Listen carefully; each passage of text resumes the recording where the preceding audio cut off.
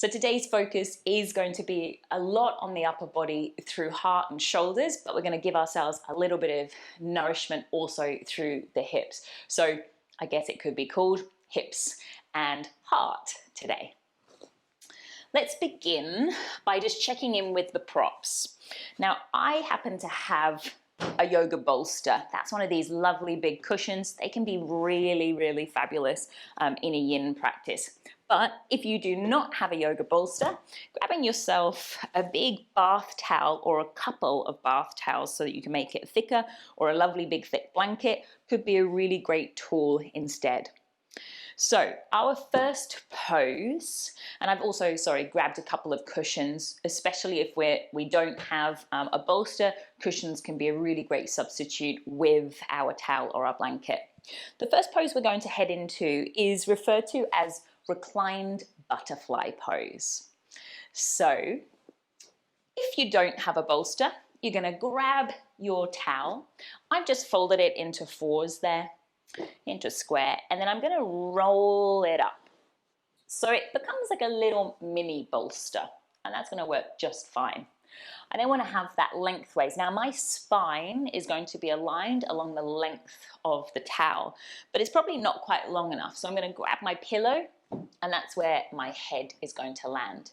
If you were using a bolster, you wouldn't necessarily need a pillow, but you could also bring a pillow right on the end there, and you'd lean yourself back. If you have a bolster and blocks, you could also tilt that bolster on an angle. I'm going to move my bolster out of the way. I know those that are joining us live today in particular don't have a bolster, so I'm going to also practice with you guys just with the towel today.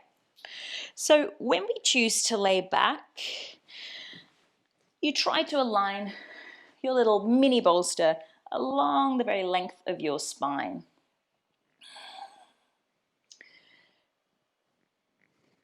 And with regards to the arms, you might bring yourself into, I guess, similar to Savasana style arms. Certainly to begin with, just start with the palms facing up here. Now the butterfly shape actually comes into the legs. You do not have to do this shape. So I've brought soles of feet together and the knees wide. And I happen to have two blocks that I am actually going to utilize here. So I'm going to bring my blocks underneath my knees. If you have extra cushions, you might choose to do that or not. It's up to you. Remember what I mentioned at the beginning of the practice, that there's always room for more. So actually, it's a great use to bring some extra props in to sort of hold yourself a little more steady. I know that my legs could go a bit wider, but I just don't need to in this style of practice today.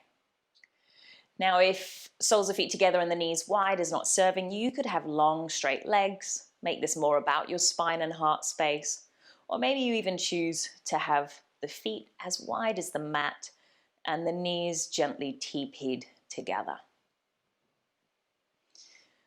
And then perhaps you can settle back and even close your eyes if you're comfortable doing so. In your own personal yin practice, some people like to have an eye mask nearby, and wherever they can, wherever possible, draping something over the eyes can feel incredibly relaxing. So feel free to do that too at any point. So you might have taken a few moments to set yourself up, and that'll also be a common theme throughout your yin practice today.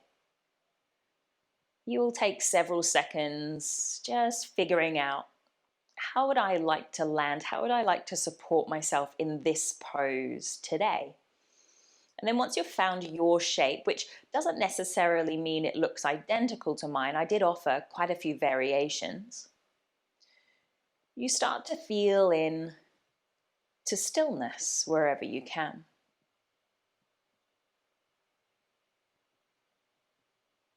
There's a famous Yin Yoga teacher called Bernie Clark. He's still around now. Yin Yoga is a relatively modern style of practice and works quite closely with traditional Chinese medicine as well. And Mr. Bernie Clark, he talks about each yoga pose or yin yoga pose having 3 elements. Maybe you could think about 3 ingredients to each pose. And the first part is that wiggling in, setting yourself up, and what we refer to in yin as finding our edge. So remember, you're only going to about 70%, if that, of your natural openness, and then you just pause there. And that's the second ingredient, is stillness. And then the third ingredient is adding time in the pose.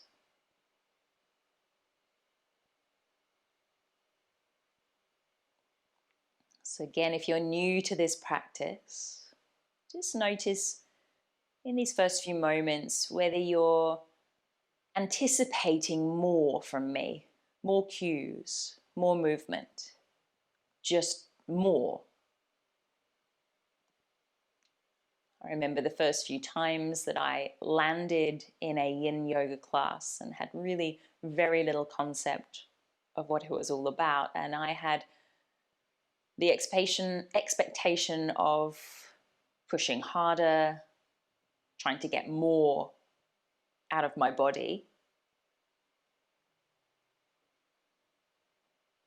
And it took me a few goes to realize that the saying less is more in a yin practice is ever true.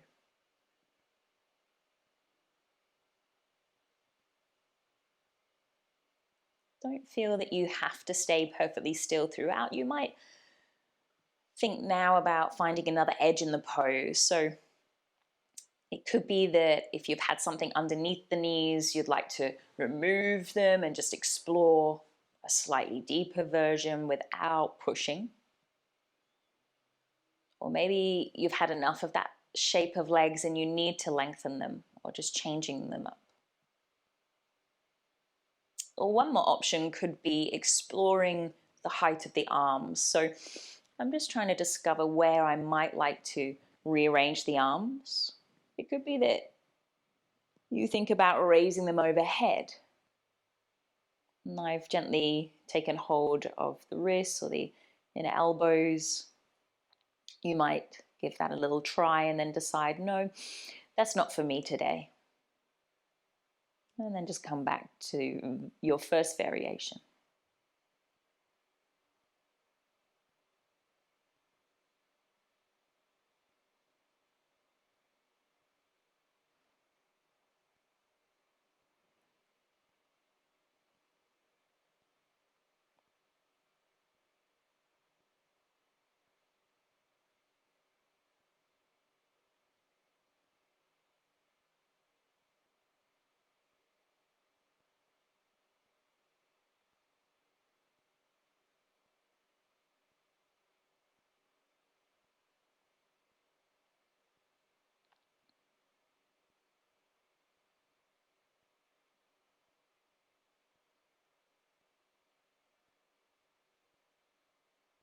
You'll notice in Yin Yoga that the breath does not get cued by your guide or your teacher.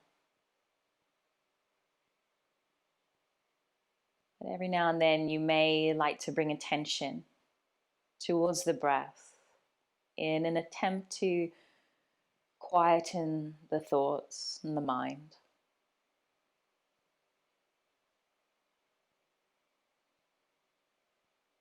Could you now bring your attention to your breath and simply count 3 rounds of breath? So that'll be an inhale and an exhale for 1 round. Simply count your way to 3.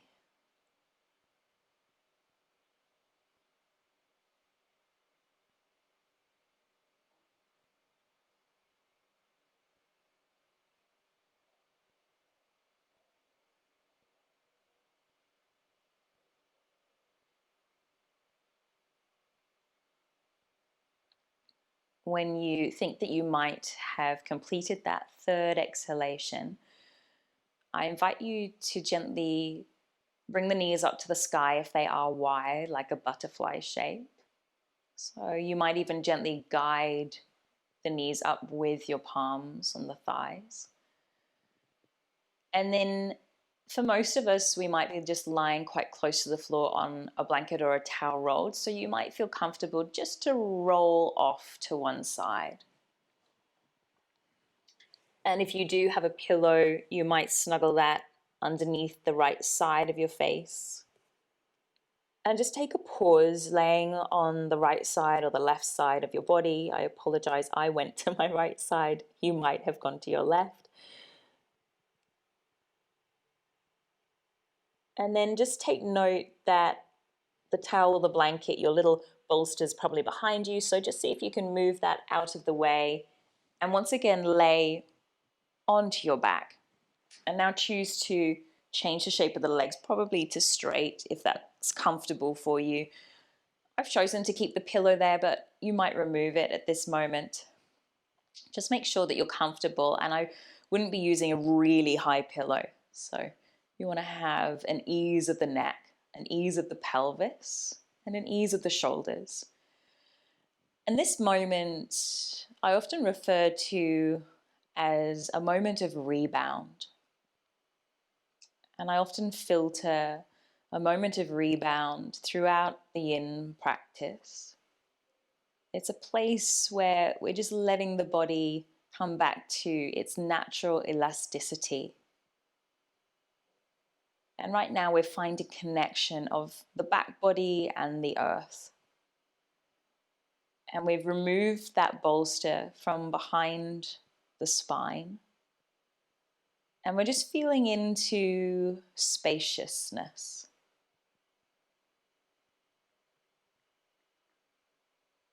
Maybe we're feeling into sensations that might be occurring very subtly in the body.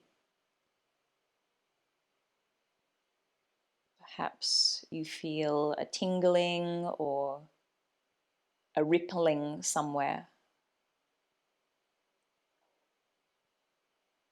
Maybe you feel a cooling or a warming somewhere in the body. Or maybe you notice some pressure. Just see if you can take observation of whatever it is that you're noticing in terms of awareness of the body.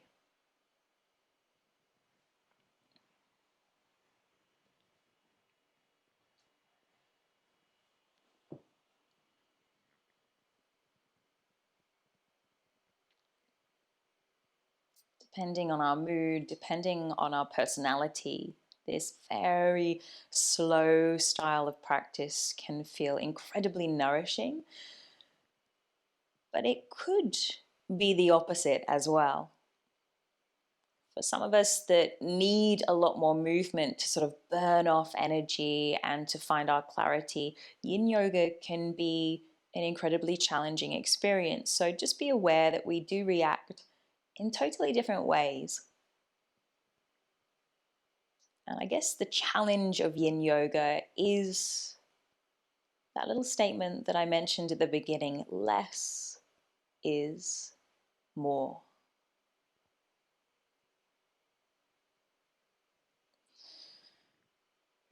So from here, I invite you to roll to one side. We're going to make our way upright. And I'm just going to stay to the side here. Now, we're going to end up in a forward fold. In Yin, it's called caterpillar pose. And I gave a very quick demo of a caterpillar at the beginning. But in Yin, lots of support can be helpful. So I'm going to grab my blanket and I'm going to bring that behind the back of the knees. Now, that might not even be enough. It could be that you would like a whole lot more behind the knees. So I'm going to grab 2 cushions and bring that. So my legs are quite bent here, and that's really welcome. I know that I can get deeper than this, but that's not the point. It's Yin Yoga. And again, I'll talk a little bit more why in a few moments. So the idea is that we're going to see if we can drape our body over the thighs and the legs here. And it might be that your feet are a little bit wide. You don't even have to have the feet or the legs perfectly together. And be really relaxed through the toes, the feet. It could be that you'd even like something extra. Maybe you've got another pillow or a blanket that you'd like to sort of snuggle into.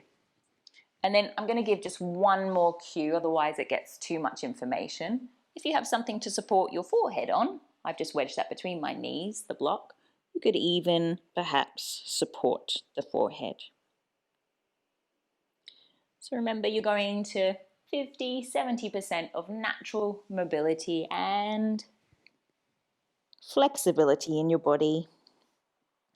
I'm not trying to hold on to my feet and tug myself into the pose. It is completely the opposite. It's this idea of letting go.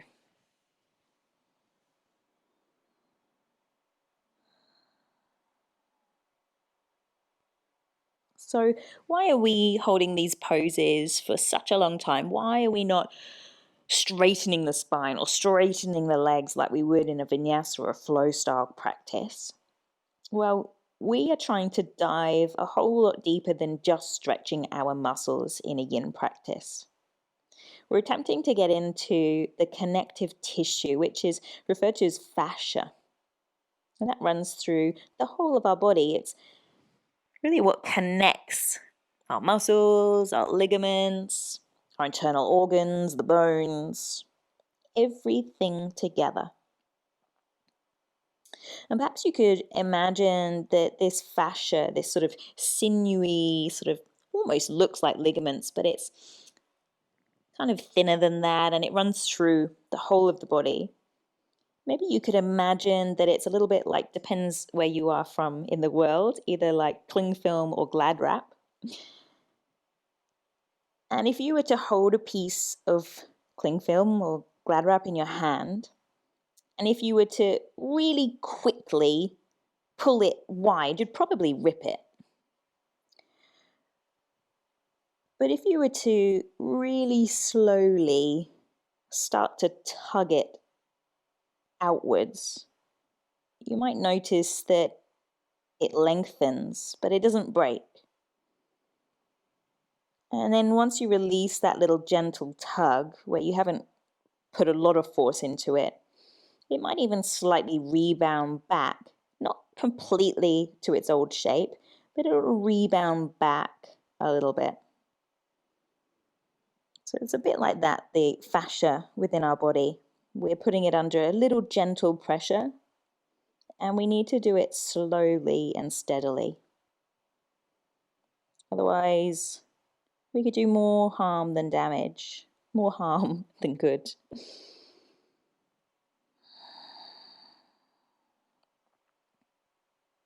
If you need to wiggle or find another edge in the pose, feel free to support yourself in any way. That could be going in a little further if you've got room, or it could be coming up if you're finding it too much.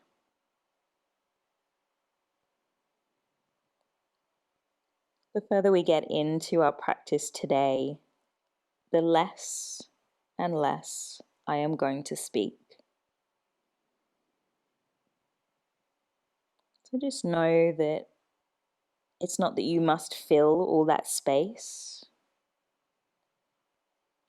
Just reminding yourself today that less is more.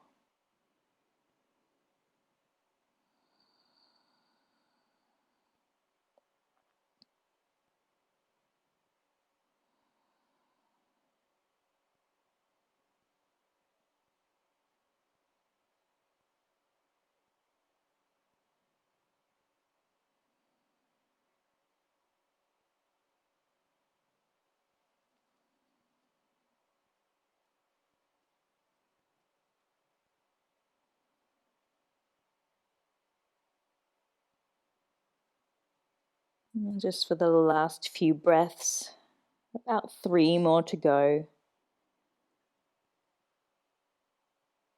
Could you soften any more through the neck, through the shoulders? Do you notice if you're holding or gripping anywhere. Maybe you choose to exhale through the mouth and just remind yourself to let go.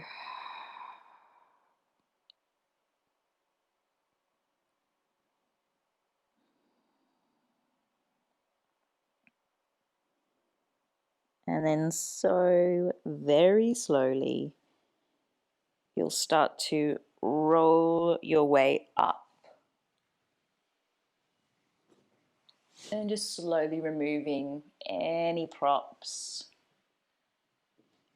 And before we lie down again, it might feel nice to do a little seated cat-cow, or it might feel nice just to windscreen wipe the knees a little bit. And if you're choosing to move, just really slowly, before once again we'll rebound our way onto our back body. So just really slowly, mindfully return to the earth.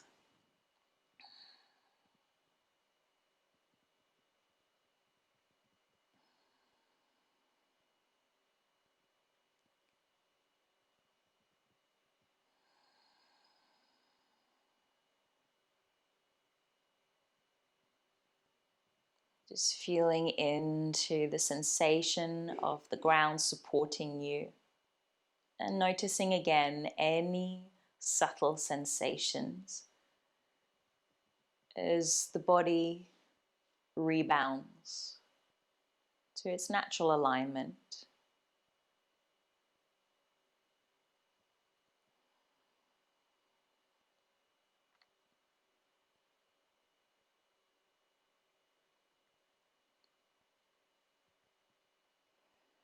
So the next pose is going to be flipped onto our bellies. You might use some props, you might not. You'll just feel it out. So keep them nearby. So this pose is referred to as Sphinx Pose. Some things that you might want to think about are the legs being roughly hip width apart. I wouldn't go a whole lot wider, and I wouldn't have the legs perfectly together. So be relaxed through the legs, of course. I've gone ahead and aligned my elbows underneath the shoulders, but you might find that that already feels too intense in the lumbar, the base of the spine. So you could simply widen the elbows, and as you do that, you'll notice that the chest drops a little bit lower to the earth.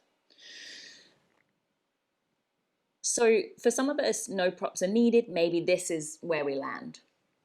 For some of us, we might actually want to bring a pillow, or what I'm going to do is actually bring my little makeshift bolster in, and I'm going to bring that in as a little compression into the belly. Now, this doesn't necessarily feel fantastic for everybody. It might be that maybe you've just eaten a lot or it's just really not comfortable for you.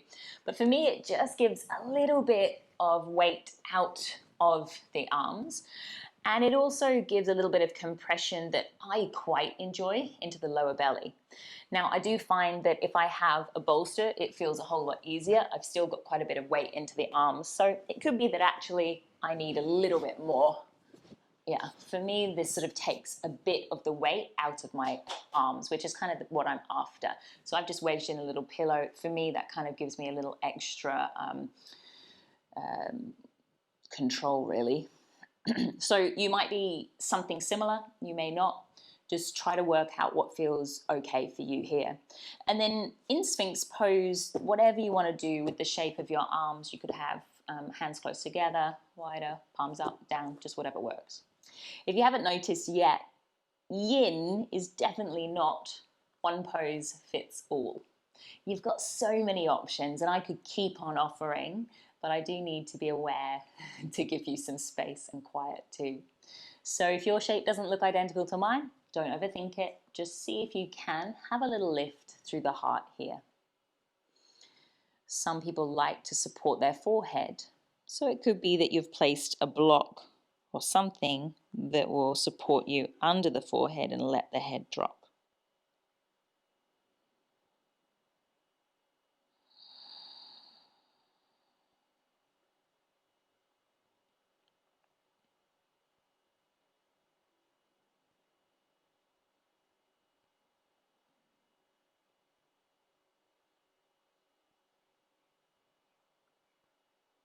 Sphinx pose is a great pose to work a little into the heart space, to work through the front of the hips and into the hip flexors, which are often a very tight group of muscles in the body. And we're also giving our kidneys a little squeeze through the lower back body. And the kidneys are very much part of our filtration system and our energy source. It's often referred to as our energy reservoir. And when we're feeling incredibly low on energy, giving a little love, a little squeeze to kidneys could give us a little rejuvenation.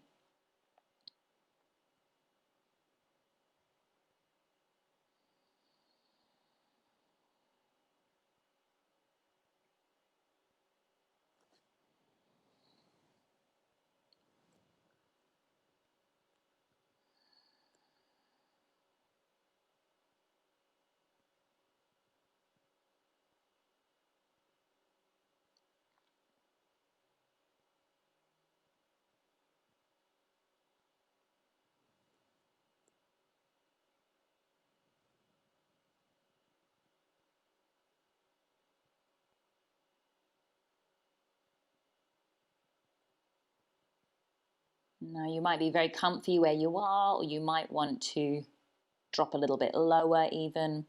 But I'm just going to offer one more variation you may explore, which is actually bending through the legs. You might try this and then decide, nope, that's not for me. But I've just sort of seen if I can lift my feet up towards the sky. You'll notice that that will probably add more sensation into the lower back. So you might try it and then decide that that is not working for me today. If you find it quite difficult to hold the legs there, but you're enjoying it, you could also hook the ankles there behind you. And we'll be here for about 5 more breaths.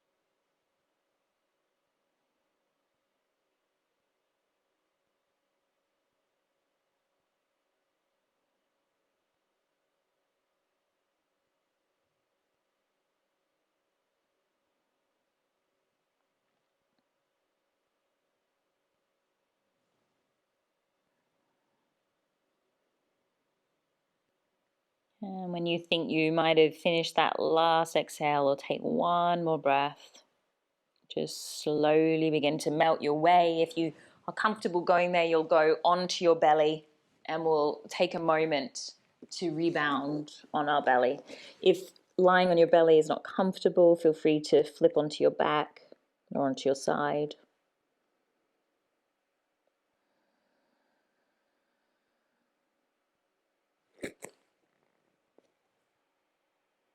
Maybe you notice if you are on your belly, your whole body gently rise and fall as you breathe into that belly.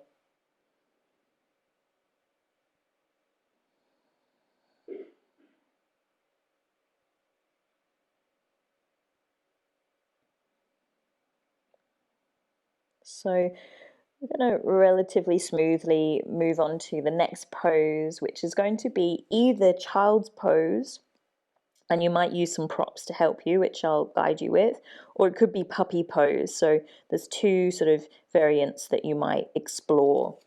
So we're just going to push the hips back.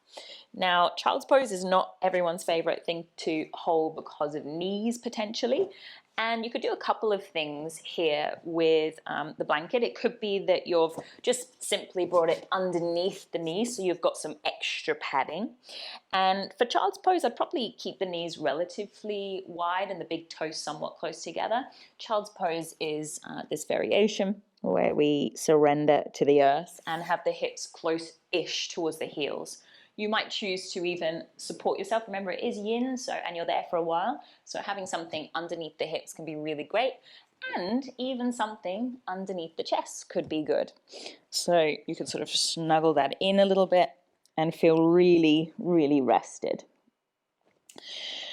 Puppy pose is a little bit different. We have the hips further forward, so usually less props in our puppy, and I want my knees a little bit narrower. So I have my knees setting up more like tabletop, and then I start, and I keep the hips kind of on top of the knees-ish, give or take. Could lean back a little bit further.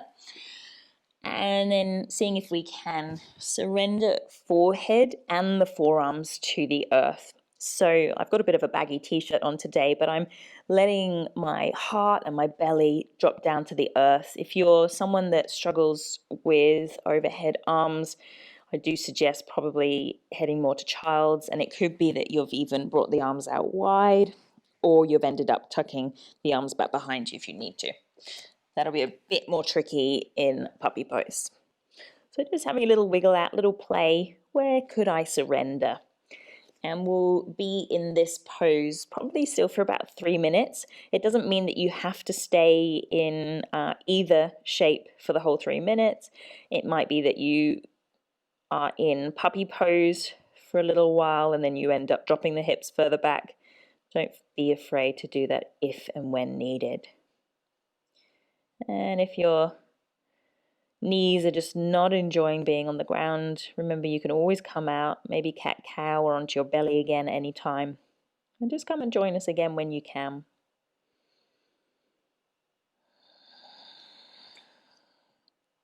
One final cue in your puppy, which is where I am, try not to have the elbows too narrow. That might create pinching in the shoulders. So elbows wider can maybe give you a bit more freedom.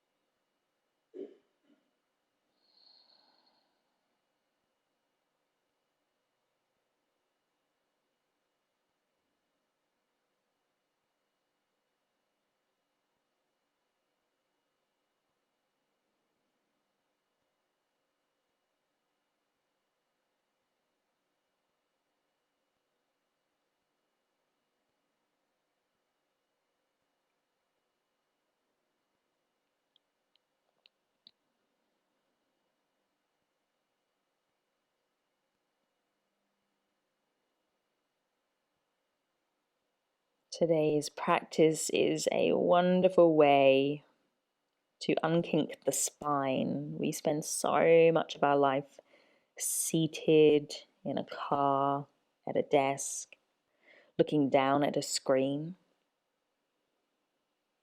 So here we're seeing if we can unfurl the spine and also work into allowing a little more space in the lower back and hips.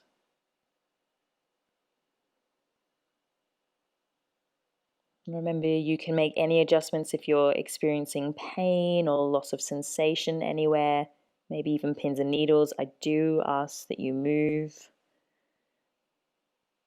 If you're okay, perhaps you stay as you are and just attempt to soften. We're here just for about 4 or 5 more breaths.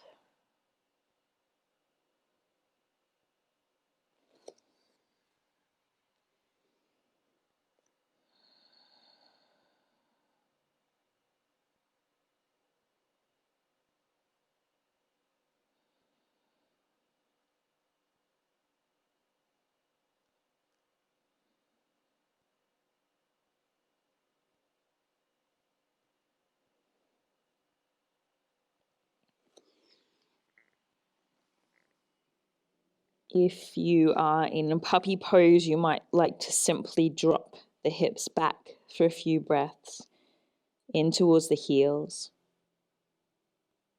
And then in a moment, we will be once again landing onto our back. But before we get there, we're going to rearrange our towel one final time. So just slowly lifting your way up. This next pose, we're not going to hold for a super long time. Just grabbing my towel and then rolling it up.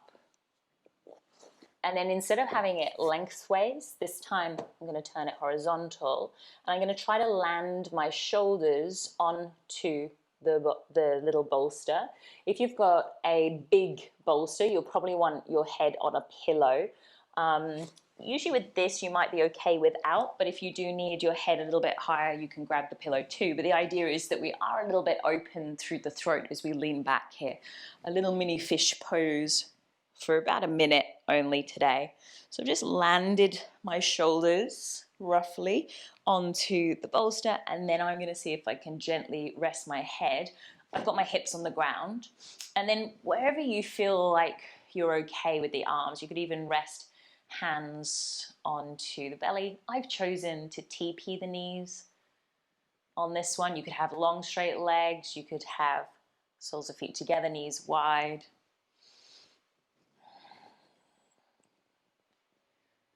Perhaps you're resting the arms up overhead or to the side.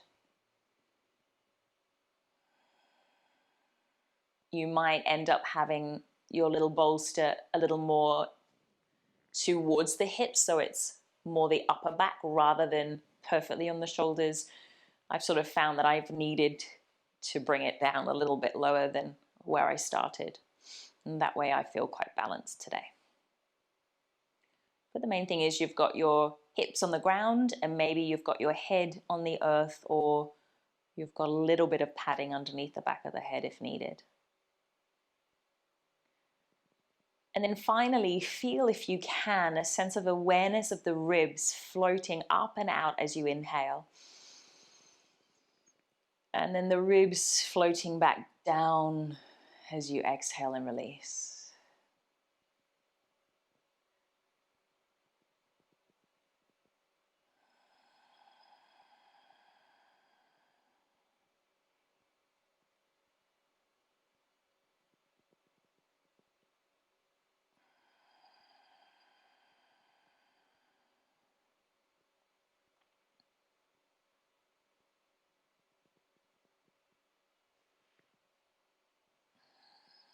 And just 3 more breaths.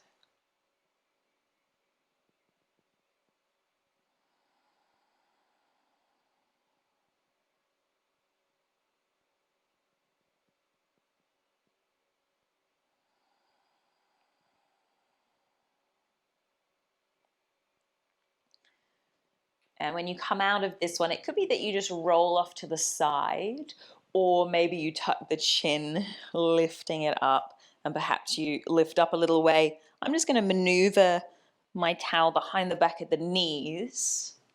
It is time for us to head into our final rebound, which is going to merge straight into Savasana. So again, just like every other pose today, wriggling in until you feel landed. Perhaps you've draped something over the eyes. Maybe you'd like to take a few conscious exhales here out through the mouth just to really truly settle in for our final pose of deep, nourishing rest. Today's practice has been about cultivating the idea that less is more. In this ever hectic, busy world that we live in, sometimes it's really essential to pull back, to fill our own cup in a soft, gentle way.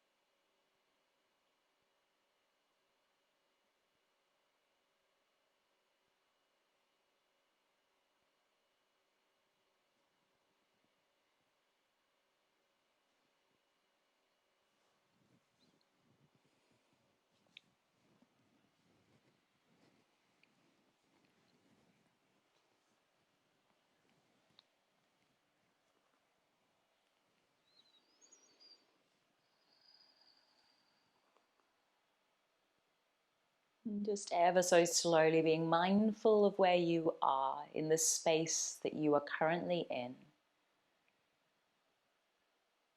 And if and when it feels right for you, you might start to add just a gentle wiggle of fingers, of toes as you bring yourself around. Perhaps you reach the arms overhead and the toes away from you, deeply inhaling and letting go. You might choose to roll to the side and then gently make your way up to meet me seated,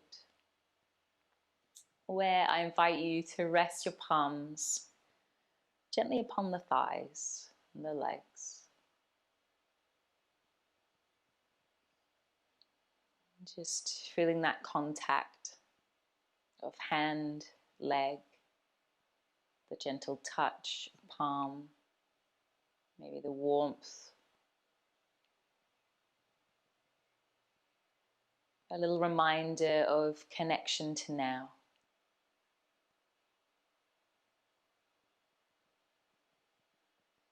And perhaps you'd like to join in a acknowledging bow to each other. Thank you for watching this video, and I hope you enjoyed it. Please don't forget to like it below, subscribe to my channel, and hit the bell icon. Not only will this keep you up to date with my offerings, but will keep content like To The Being free and accessible to all.